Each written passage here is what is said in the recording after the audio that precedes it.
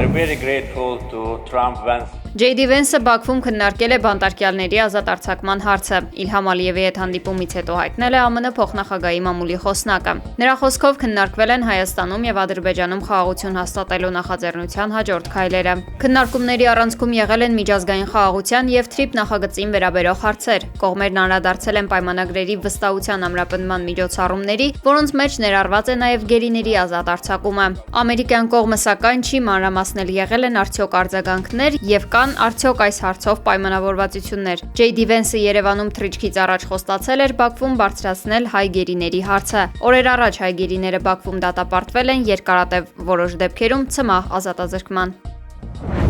Հենց նոր տեղի ունեցավ այս փլուզումը։ Միասնիկյան փողոցում հսկայական ժայռաբեկորները փոկվել եւ թափվել են Բողոտայի երթևեկելի հատվածում։ Լրագրող Թաթուլ Հակոբյանը տեսանյութ է հրապարակել դեպքի վայրից, նշելով, որ փլուզումը տեղի է ունեցել հենց իր եւ եւս մեկ մեքենայի անցնելու պահին։ Ըստ ականատեսի, ժայռաբեկորների մեծությունը հաշվի առնելով դեպքը կարող էր մահացու ելք ունենալ, սակայն բարեբախտաբար տուժածներ չկան։ Ըստ լրագրողի, չնայած ժայռի երկայնքով տեղադրված են պաշտպանիչ ցանցեր, փոկված քարաբեկորների մեծությունն ու ծանրությունը այնքան զգալի են եղել, որ ցանցը չի դիմացել եւ չի կարողացել կանխել դրանց հայտնվելը ճանապարհի կենտրոնում։ Սա չափազանց վտանգավոր է եւ կարող է նաեւ մահացու ելք լինել հայտնի պատճառներով։ Այսօր կայացել է Սամվել Կարապետյանի կուսակցության համագումարը։ Համագումարն ընտրել է նոր նախագահ եւ խորհուրդ։ Սամվել Կարապետյանը միանձնյա ընտրվել է կուսակցության նախագահ։ Վաղը Կարեն Դեմիրճյանի անվան մարզահամերգային համալիրում տեղի կունենա կուսակցության պաշտոնական շնորհանդեսը, որի ժամանակ կհայտարարվի կուսակցության վարչապետի թեկնածուի անունը։ Քննչական կոմիտեն պարզաբանում է տարածել վաղաշաբաթում ձերբակալությունների վերաբերյալ ըստ գերատեսչության հայտարարության ձերբակալվածները 2025 թվականի նոյեմբերի 16-ին վաղաշաբաթ համայնքում անցկացված ավականու ընտրությունների ընթացքում ընտրողներին ուղղորդել են, թե ում քվեարկել, խոչընդոտելով նրանց ազատ ընտրության իրավունքը։ 7 անձի նկատմամբ հարուցվել է հանրային քրեական հետապնդում, նրանցից 6-ը ձերբակալվել են։ Վերջիններից բնակության հասցեներում հայտնաբերվել են քրեական վարույթի համար նշանակություն ունեցող փաստաթղթեր։ Но мы являемся самой большой страной в мире. Հայաստանի եւ ԱՄՆ-ի միջև կնքված քաղաքացիական միջուկային էներգիայի վերաբերյալ համաձայնագիրը հարձակում է տարածաշրջանում ռուսական շահերի եւ ազդեցության վրա։ RTV-ի հետ զրույցում հայտնել է Պետդումայի ԱՊՀ հարցերով հանձնաժողովի նախագահի առաջին տեղակալ Կոստանտին Զատուլինը։ Պաշտոնյան հիշեցրել է, որ Մեծամորի ատոմակայանը, որն այժմ Հայաստանին մատակարարում է էլեկտրաէներգիա, ռուսական գազի հետ մեկտեղ վերանորոգվել եւ վերագործարկվել է Ռուսաստանի շնորհիվ մի քանի տարվա անգործությունից հետո։ Какой из Пашинянов говорил правду? Հիմա պարոն Փաշինյանը, որի համար սա բացարձակապես ոչինչ չի նշանակում, գործարքներ է կնքում ամերիկացիների հետ, այլ կերպ ասած նա հրաժարվում է Ռուսատոմի հետ համագործակցությունից, որը մինչ այժմ գործում էր Հայաստանում հօգուտ ամերիկացիների հետ համագործակցության։ Միթե սա մեր շահերի, մեր ազդեցության, մեր հեռանկարների դեմ հարձակում չէ։ Իհարկե այդպես է, պնդել է Զատուլինը։ Սրան զուգահեռ Կրեմլի խոսնակ Դմիտրի Պեսկովը հույս է հայտնել, որ Ռուսաստանը Հայաստանի եւ Ադրբեջանի հետ փոխշահավետ հարաբերությունները կշարունակի զարգացնել։ Ըստ Պեսկովի, եւ Հայաստանը եւ Ադրբեջանը ինքնիշխան պետություններ են եւ ազատ են հարաբերություններ կառուցել ցանկացած երկրի հետ, այդ թվում ԱՄՆ-ի։ ԱՄՆ ներկայացուցիչների պալատի նախկին խոսնակ Նենսի Փելոսին X-ի իր գրառման մեջ ասել է, որ 2022 թվականին Հայաստան այցի ժամանակ ԱՄՆ պատվիրակությունը հստակ ու առանց ներողություն խնդրելու խոսել է հայոց ցեղասպանության մասին։ Այս գրառմամբ նա անդրադարձել է JD Vance-ի հայոց ցեղասպանության մասին գրառումը ջնջելուն։ Մեջբերում, երբ ես 2022 թվականին որպես խոսնակ այցելեցի Հայաստան, մեր պատվիրակությունը կանգնած էր Ծիծեռնակաբերդում եւ հստակ ու առանց ներողություն խնդրելու խոսեց հայոց ցեղասպանության մասին, որովհետեւ ճշմարտությունը գերադասելի է։ Նրա խոսքով այդ ճշմարտությունը հաստատվել է, երբ ԱՄՆ ներկայացուցիչների պալատը 2019 թվականին ճնշող մեծամասնությամբ ճանաչել էր հայոց ցեղասպանությունը։ Փելոսին շեշտել է, որ Վենսի այս քայլը խորապես հիասթափեցնող է։ Միևնույն ժամանակ զարմանալի չէ տեսնել, թե ինչպես է փոխնախագահը ջնջում այդ ճշմարտությունն ընդունող գրառումը։ Fox News-ը ռեպորտաժ է տալիս, ասում է ոստիկանությունը բռնություն է կիրառել։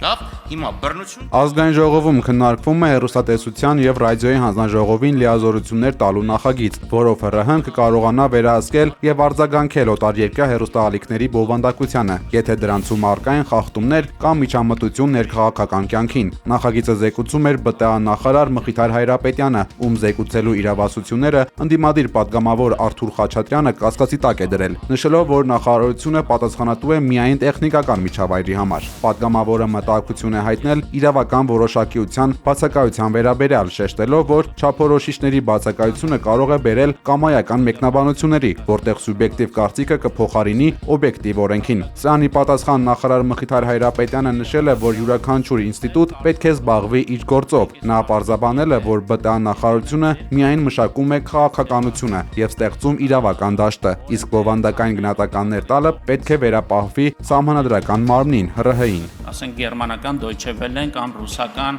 որևէ հեռուստաալիք, չգիտեմ, էական չի։ Ակնհայտորեն խախտում արեց եւ դուք դա խոստովանեք, այսօր հեռուստատեսության եւ ռադիոյի հանձնաժողովը ունի 0 լծակ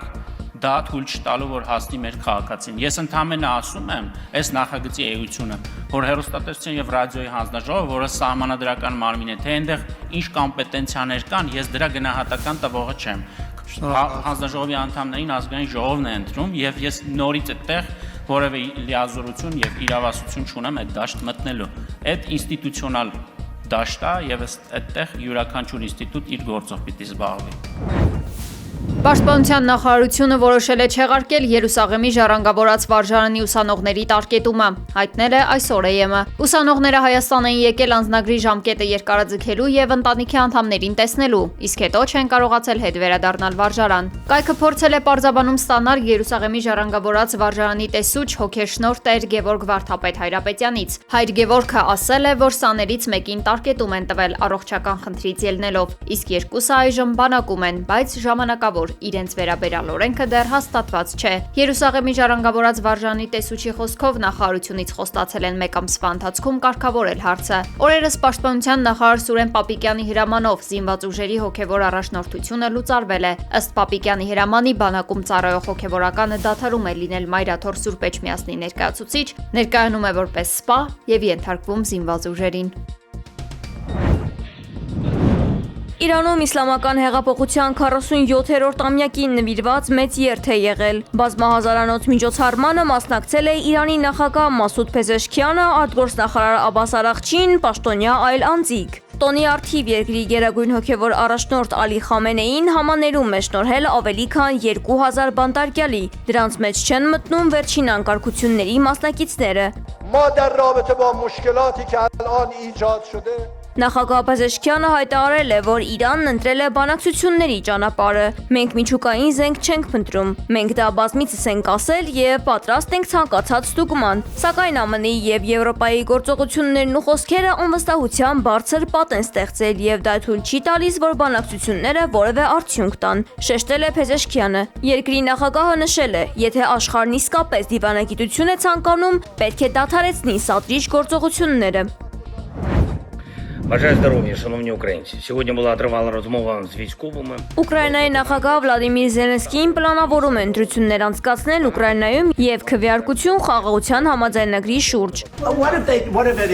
ԱՄՆ նախագահ Դոնալդ Թրամփի վարչակազմը ճնշում է գործադրել Ուկրաինայի ղեկավարի վրա, որպեսզի երկու ընտրություններն էլ անցկացվեն մինչև մայիսի 15-ը։ Հակառակ դեպքում երկիրը կարող է կորցնել անվտանգության երաշխիքները, գրել է Financial Times-ը։ Glad to meet you again, Mr. President. Thank you very much for the invitation. Այս ամենին զուգահեռ RBK Ուկրաինայի աղբյուրը հերքել է Financial Times-ի հրապարակումը, նշելով, որ քանի դեռ անվտանգություն չկա, ընտրությունների մասին հայտարարություններ չեն լինի։ Если посмотреть на ситуацию через... Գրելանդիայի հարցը ուղղակիորեն չի վերաբերում Ռուսաստանին։ Դանիան եւ Միացյալ Նահանգները պետք է լուծեն այդ հարցը, հայտարարել է Ռուսաստանի արտգործնախարար Սերգեյ Լավրովը։ Նա նշել է, որ Մոսկվան կձեռնարկի համապատասխան ռազմատեխնիկական միջոցներ, եթե Գրելանդիան ռազմականացվի։ Գրելանդացիների ինքնորոշման իրավունքը ճանաչվում է, սակայն Ղրիմի, Դոնբասի եւ Նովորոսիայի ժողովուրդների իրենց ճակատագիրը որոշելու իրավունքը շարունակվում է մերժվել։ Մենք կտրականապես համաձայն չենք նման աղավաղված բացահայտ կողմնակալ դրամաբանության հետ եւ կպաշտպանենք ճշմարտությունն ու օրենքը միջազգային գործընկերների հետ մեր բոլոր շփումներում, ասել է Լավրովը։ Արտառոս դեպք է տեղի ունեցել Մոսկվայի մետրոյում, տղամարդը հարվածել եւ կոտրել է մեկ այլ ուղևորի այդ Օսկարը։ Պատճառն այն է, որ նա շարժացանդուղքով երթևեկելիս ճանապարհ չի տվել։ 45-ամյա բնակչին մեկ օր անց ձերբակալել են հենց նույն կայարանում։